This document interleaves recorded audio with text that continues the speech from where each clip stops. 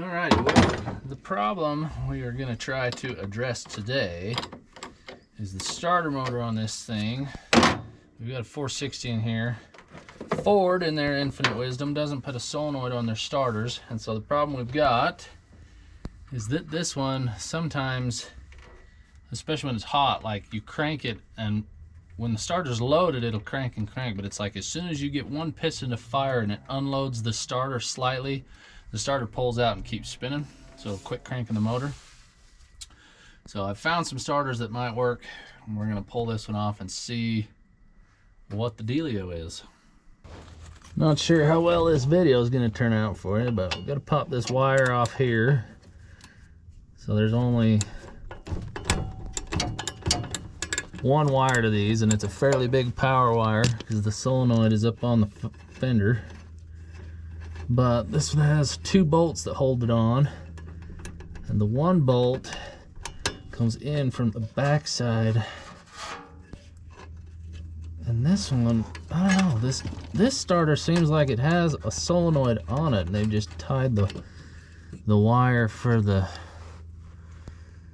signal wire. I don't know, we'll get it out of there and look at it. But yeah, this one wire, or the one bolt, comes in from the transmission side, and it looks like a pain to get to, so I'll get that figured out, get this out of here, and I'll show you what we got going on.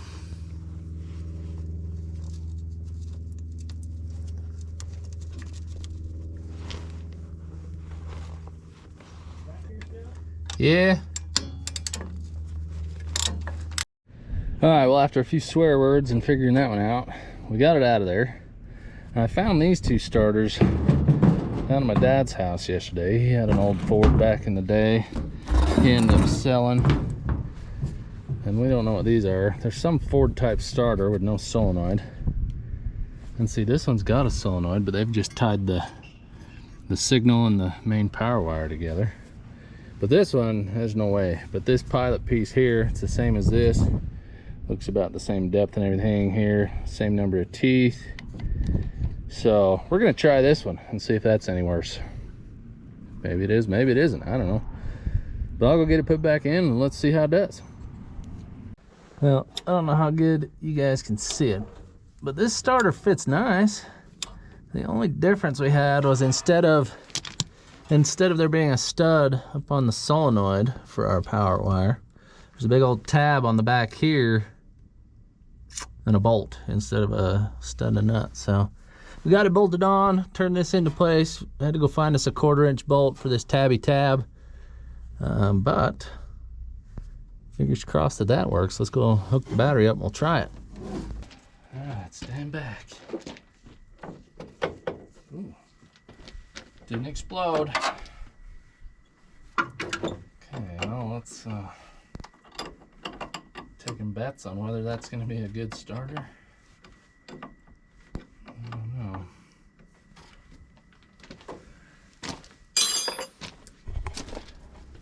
Gives you guys a good view to listen to this thing, I guess.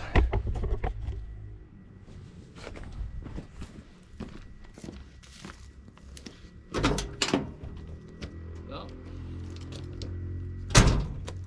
Just kidding, we need the key. Okay, now we got the key.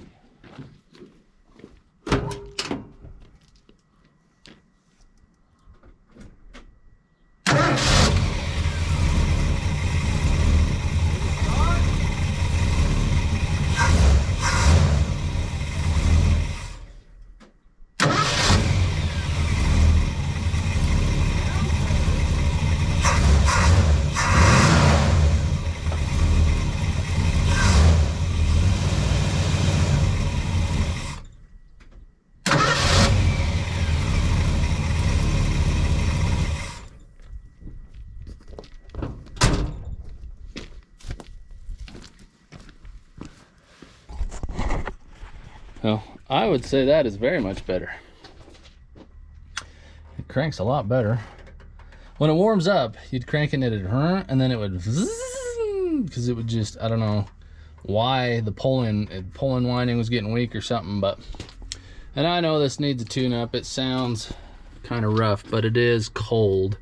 All I did was turn it around so I wasn't so close to the fence, but It does need a tune-up.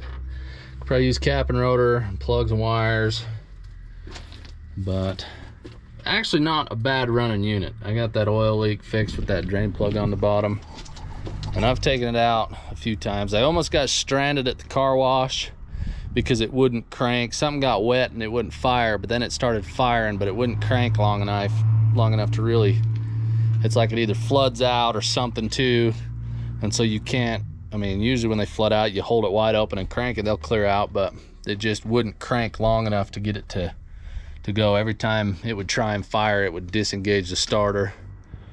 So, but that sounds a lot better. So yeah, we've got a lot to do on this thing. I'd like to put upper lower radiator hoses on it. I don't know if you can tell, but the belts are probably original. I know the seal in the cap of the master leaks. That's why all that stuff's nasty. So I need to go down to the car wash and really spend some time on this thing. We've got some wetness down here. I'm hoping it's not a head gasket or this intake piece leaking. But for what it is, I took it out a few times and checked the mileage.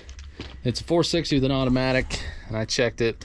Got 9 miles to the gallon once. Actually, not terrible. I was surprised at 9 miles to the gallon. And with the 4-barrel carb, it runs pretty good. So we had an issue too. I had to put a new voltage regulator on it. The one that was on it said OMC, so I don't know if it was off some boat or something, but it was charging at an idle. It was charging like 18 volts. It was cooking the battery. So we got a voltage regulator on it. We need to get some hoses and things on it, make this thing somewhat, you know, reliable. But it doesn't seem to leak coolant. The oil leaks have slowed way down since I fixed that oil plug. And now if we can crank it and get it to crank when it's hot and get this thing to fire, this thing should be a decent little runner. You know, if fuel prices will drop down, we could afford to drive it. But that's that. Keep an eye out on this one. We're going to slowly start tinkering on this. If we can get that sold, I've got it for sale. If I can get that sold, give me some cash to spend on a few things. Maybe we'll get back on that one day. So, but yeah, we've got this. I was gonna wait to do that starter, but we found those ones down at my dad's place. That one seemed to work good, so yeah, stay tuned on that one. We'll see if we can get some tinkering done on this. The green truck needs a little bit of stuff. It needs new motor mounts, a few things, but stick around. Hopefully this summer, got a new job started, give me more free time, and hopefully some better paychecks, and we'll get some stuff rolling, and we'll see you guys in the next one.